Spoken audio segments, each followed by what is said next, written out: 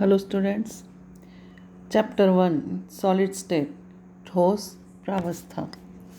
इस चैप्टर में हम आज तीसरा वीडियो देख रहे हैं। इसका थर्ड वीडियो में हमारा आज का जो टॉपिक है वो है crystal lattice and unit cells. तो सबसे पहले मैं बताना चाहूँगी what is crystal lattice. You must have noticed that when tiles are placed to cover a floor, a repeated pattern is generated. If after setting tiles on floor, we mark a point at same location in all the tiles and see the marked positions only, ignoring the tiles, we obtain a set of points.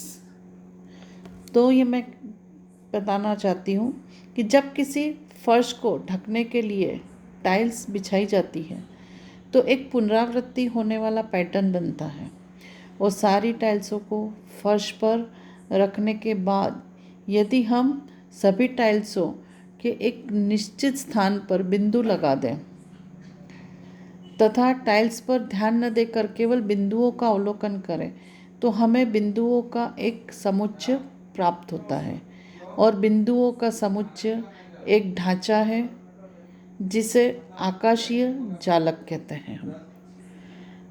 तो यहाँ पे जो एक set मिलता है हमें, we obtain a set of points and this set of points is the scaffolding on which pattern has been developed by placing tiles. This scaffolding is a space lattice. A space lattice also called a crystal lattice. तो ये जो हमें आकाशीय जालक मिलता है इसको हम क्रिस्टल लेटिस भी कह सकते हैं और ऐसे बिंदुओं का पैटर्न है जो मोटिफ की स्थिति को प्रदर्शित करते हैं। यानी कि हम दूसरे शब्दों में कहें तो आकाशीय जालक क्रिस्टल की संरचना के लिए एक काल्पनिक ढांचा होता है। तो ये बात यहाँ पे हमारी क्लियर हो चुकी है। अब क्रिस्टल को पूर्णतः परिभाषित करने के लिए हम यहाँ पे उसके अभिलक्षणों को देखते हैं पहले कि उसकी कैरेक्टरिस्टिक्स क्या होती हैं। तो कैरेक्टरिस्टिक्स में the main characteristics of crystalline solid is a regular and repeating pattern of constituent particles. तो वो जो उसके अवयवी कण होते हैं, कॉन्स्टिट्यूएंट पार्टिकल्स होते हैं, उसका रिपीटिंग पैटर्न होता है। If the 3 dimensional arrangement of constituent particles in a crystal is represented diagrammatically, in which each particle is depicted as a point and the arrangement is called crystal lattice. Thus, a regular 3-dimensional arrangement of points is in space is called a crystal lattice. There are only 14 possible 3-dimensional lattice and these are called Bravais lattice. तो ये तो हमारी characteristic हो गई है crystalline lettuce की। तो इसके लिए मेन बात जो आई है सामने, कौन कौन से पॉइंट्स आए हैं, तो इसमें हम पॉइंट्स को हाईलाइट कर देते हैं। Each point in a lattice is called lattice point और लेटिस साइट। सेकेंड पॉइंट हम डिस्कस करें तो each point in a crystal lattice represent one constituent particle which may be an atom, a molecule और an ion. जो constituent particle होते हैं वो atom हो सकते हैं, मॉलिक्यूल हो सकते हैं या आयन हो सकते हैं। Lattice points are joined by straight lines to bring out the geometry of the lattice. तो लेटिस के जो पॉइंट्स होते हैं उसको हम यदि जॉइन करें तो एक स्ट्रेट लाइन मिलती है जो कि ज्योमेट्रिकल लेटिस की ज्योमेट्री को शो करती है। तो एक क्रिस्टल जालक के अभिलक्षण निम्नानुसार होते हैं, जैसे कि जालक के प्रत्येक बिंदु जालक बिंदु अथवा जालक स्थल कहलाते हैं। क्रिस्टल जालक का प्रत्येक बिंदु एक अवयवी कण को निरूपित करता है जो कि परमाणु, अणु अथवा आयन हो सकता है, और जालक बिंदुओं को सीधी रेखा से जोड़ा जाता है, जिससे जालक की ज्यामिति व्यक्त की जा सकती है। अब यहाँ पे हम देखें तो 14 प्रकार के अलग अलग लेटिस होते हैं, जिसे ब्रेवियस लेटिस कहते हैं, और जिसे हम सामान्य रूप से बताएं तो 7 प्रकार के प्रोमेटिव यूनिट सेल्स होते हैं, और उसमें क्या क्या अलग होता है ये देखते हैं हम। तो सबसे पहला जो क्रिस्टल होता है वो होता है घनीय, यानी कि क्यूबिक क्रिस्टल होता है। उसका सिस्टम क्यूबिक है, जिसको हिंदी में कहते हैं घनीय। अब उसमें पॉसिबल वेरिएशंस क्या क्या होते हैं, यानी संभवतः विविधताएं क्या होती हैं।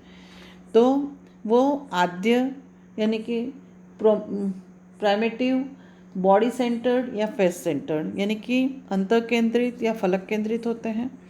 अब इनमें उसका एक्सियल जो डिस्टेंस होता है उसकी बात करें, यानी कि अक्षीय दूरी की बात करें या कोर लंबाई की बात करें, तो कोर लंबाई 3 होती है, ए, बी और सी।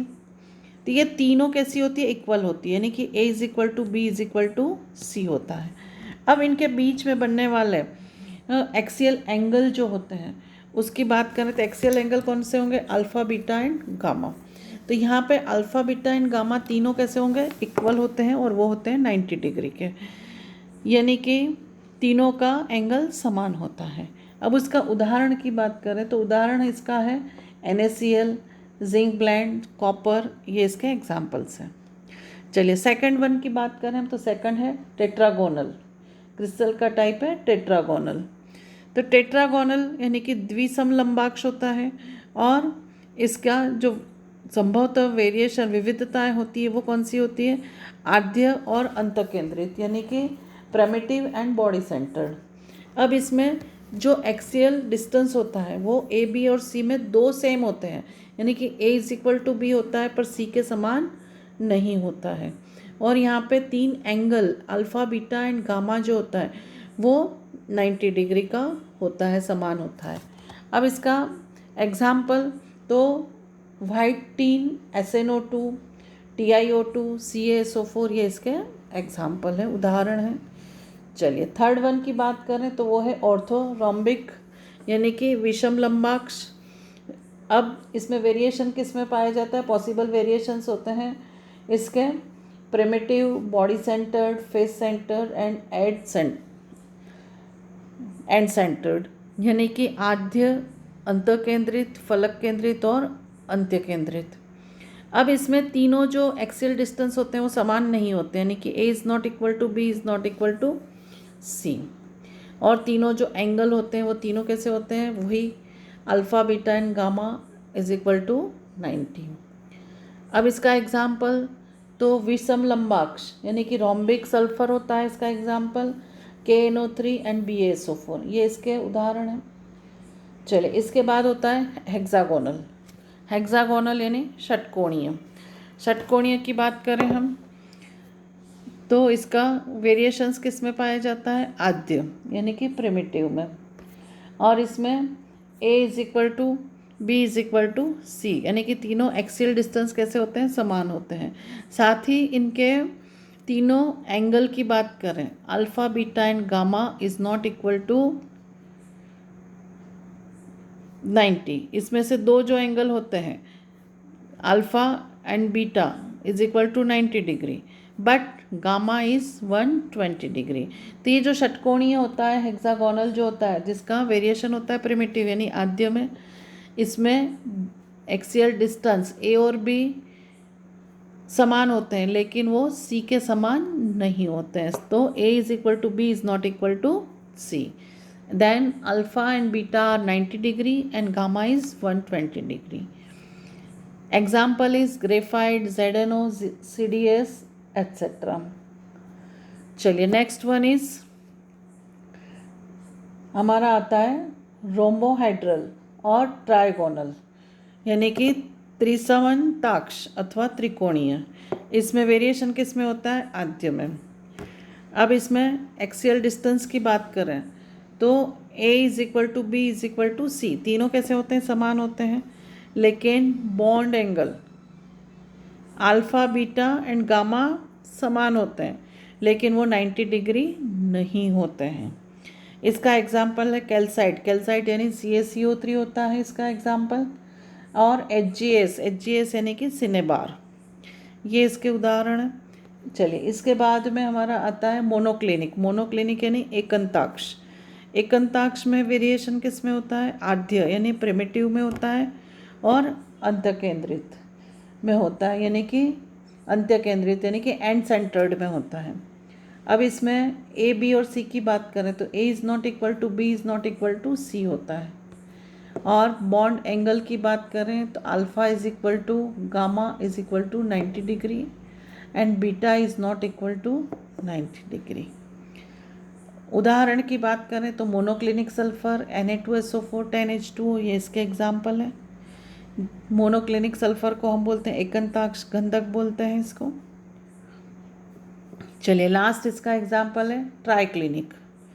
ट्राइक्लिनिक में इसमें वेरिएशन किस में पाए जाते हैं, प्रिमिटिव में, प्रिमिटिव यानी आद्य में। इसमें A is not equal to B is not equal to C, यानी कि इनके एक्सियल डिस्टेंस होते हैं वो तीनों समान नहीं होते हैं। और बॉन्ड एंगल की बात करें हम, बॉन्ड एंगल सॉरी अक्षीय एंगल की बात करें तो इसके अक्षीय कोण जो होते हैं वो alpha is not equal to beta is not equal to gamma is not equal to 90 degree. और इसके एग्जाम्पल होते हैं पोटेशियम डाइक्रोमेट, कॉपर सल्फेट और बोरिक एसिड।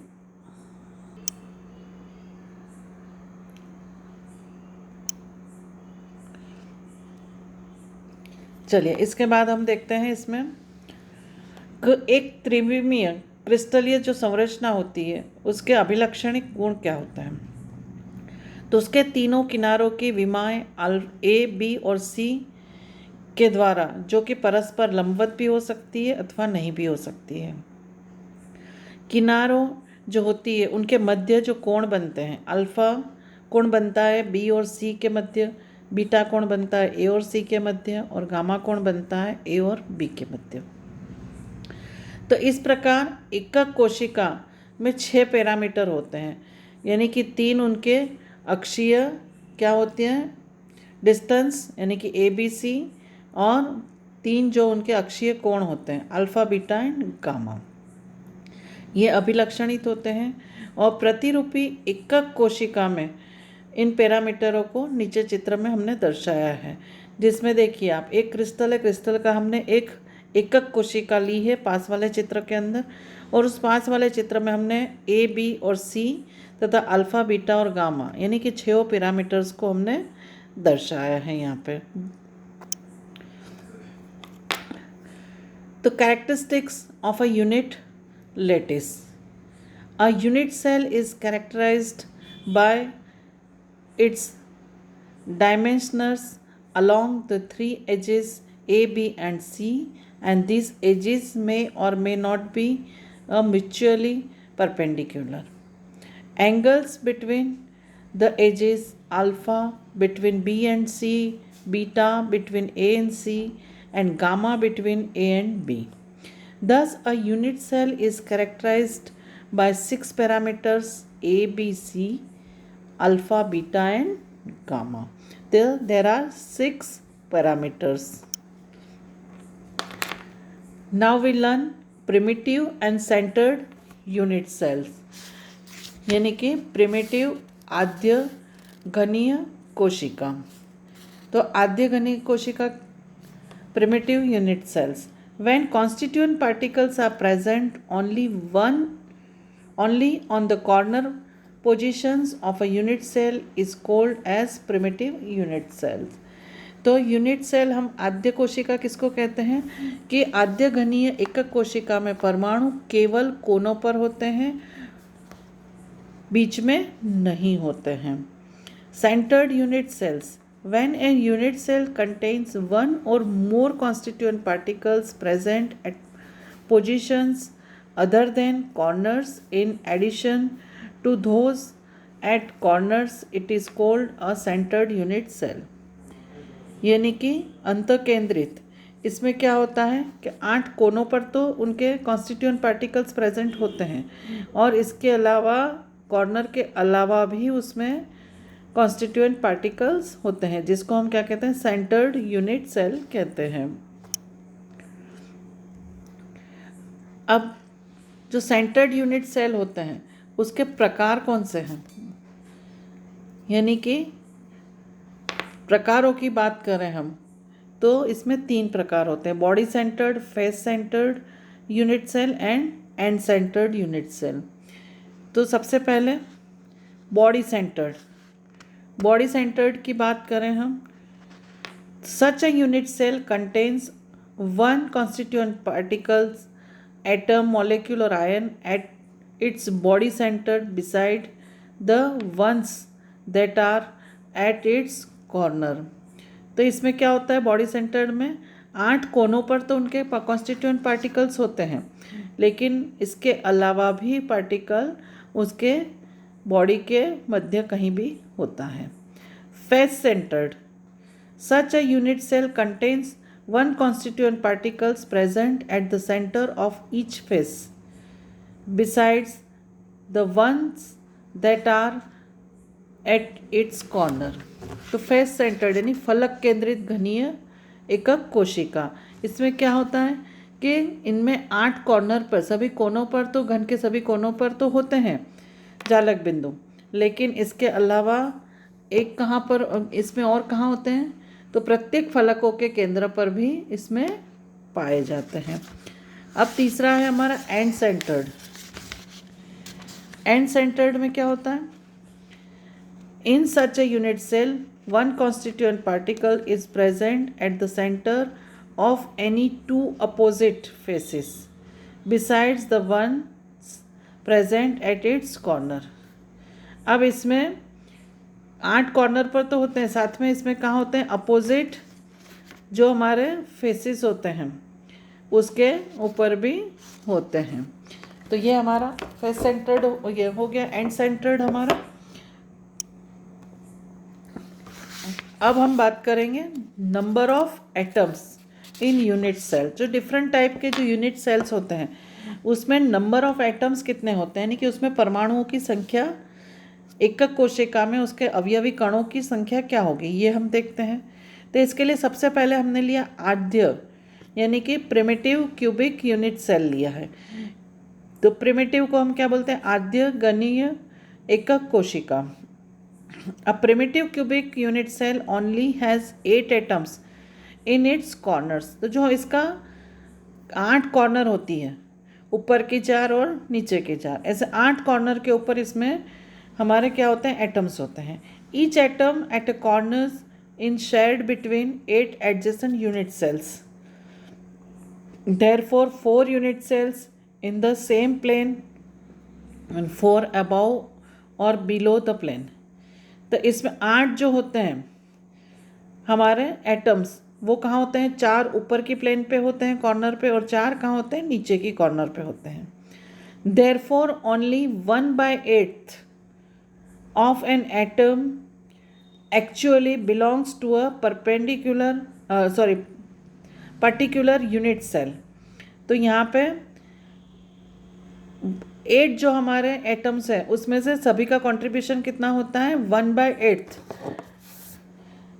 जो उनका कंट्रीब्यूशन पर्टिकुलर हर उसमें फेस में होता है। Each small sphere represents only the vertex and not the actual size. Such structures are called open structures.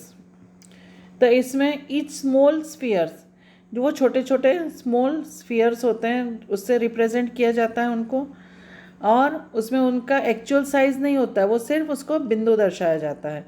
और ऐसे स्ट्रक्चरों को हम क्या कहते हैं, open structure. In all since each cubic unit cell has 8 atoms on its corners and the total number of atoms in one unit cell is 8, तो 8 है और प्रत्येक का कंट्रीब्यूशन कितना है 1/8, तो सो 8 इंटू 1/8 इज इक्वल टू 1। तो जब हमारा प्रिमिटिव क्यूबिक सेल होता है उसमें नंबर ऑफ एटम्स कितने आते हैं 1, यानी कि उसकी संख्या 1 आती है। तो इस तरह से आद्य घनीय एकक कोशिकाओं को हम अलग अलग दर्शाएं तो प्रत्येक छोटा गोला उस स्थिति पर उपस्थित होता है, वह केवल केंद्र को निरूपित करता है, वो उसका वास्तविक आकार नहीं होता है। चलिए, और ऐसे जो चित्र होते हैं, ऐसी संरचनाओं को हम क्या कहते हैं विवृत संरचनाएं कहते हैं। और विवृत संरचनाओं में कणों की व्यवस्था को समझाना आसान है। तो इसको हम समझाएं तो क्या होता है कि इसमें प्रत्येक 8 कोनों पर 8 परमाणु स्थित होते हैं और सभी का इसमें योगदान होता है 1/8। तो इसमें एकक कोशिका के 8 परमाणु और प्रत्येक का 1/8 योगदान होता है, तो 8 इंटू क्या होता है 1/8, तो उसमें परमाणु की संख्या क्या आती है 1 आती है। चलिए, अब हमारा दूसरा है बॉडी सेंटर्ड यानी अंतः केंद्रित घनीय एकक कोशिका। अब बॉडी सेंटर्ड क्यूबिक यानी उसको शॉर्ट में क्या बोलते हैं BCC unit cell has an atom at each of its corners and also one atom at its body center। तो 8 कॉर्नर पर तो इसमें दिखाई दे रहे हैं आपको, 8 जो हरे कलर के बिंदु दिखाई दे रहे हैं, और एक कहाँ होता है पूरे बॉक्स के बीच में, यानी कि यूनिट के बीच में होता है। तो अब जो 8 कॉर्नर के हैं उनका कंट्रीब्यूशन होता है 1/8, तो 8 इंटू 1/8, तो नंबर ऑफ आइटम्स कितने आ गए 1।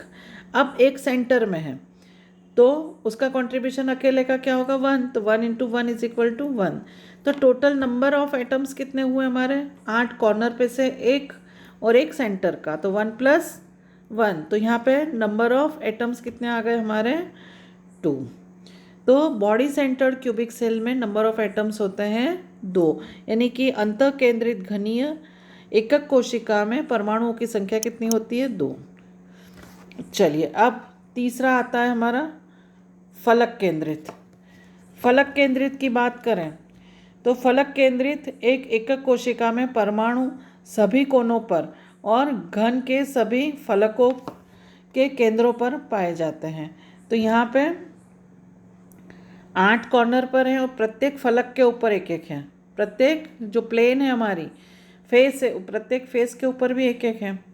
तो अब चित्र में हम देख रहे हैं, तो फलक केंद्र पर उपस्थित प्रत्येक परमाणु 2 निकटवर्ती एकक कोशिकाओं के मध्य सभाजित होता है। तो जो फलक पर होता है वो कहाँ होता है 2 प्लेनों के में इक्वली डिस्ट्रीब्यूटेड होता है, सभाजित होता है, और प्रत्येक फलक के केंद्र पर उपस्थित परमाणु 2 सन्निकट कोशिकाओं के मध्य सभाजित होता है तथा प्रत्येक परमाणु केवल 1/2 भाग एक एकक कोशिका में सम्मिलित करता है।